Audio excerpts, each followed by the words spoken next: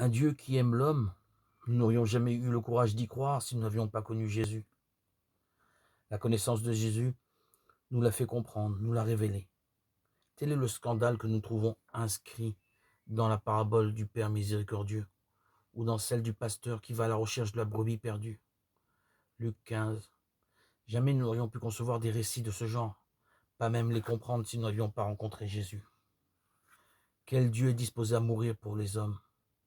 Quel Dieu aime toujours et patiemment sans réclamer d'être aimé en retour?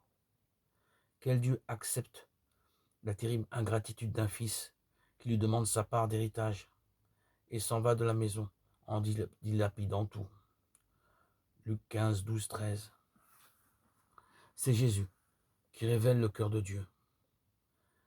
Ainsi Jésus nous dit par sa vie à quel point Dieu est Père. Personne n'est Père comme lui. Une paternité qui est proximité, compassion, tendresse, amour, douceur.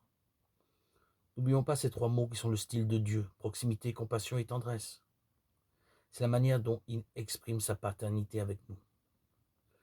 Nous nous imaginons difficilement et de très loin l'amour dont la très sainte Trinité est riche.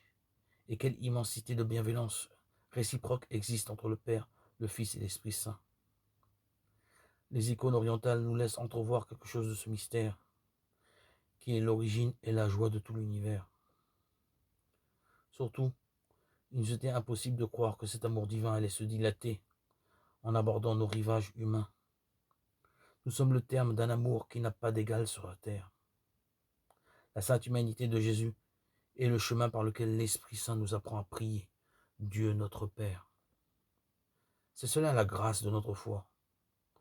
Nous ne pouvions vraiment pas espérer une vocation plus haute. L'humanité de Jésus, Dieu s'est fait proche en Jésus, a mis à notre disposition la vie même de la Trinité, a ouvert toute grande cette porte du mystère de l'amour du Père, du Fils et du Saint-Esprit.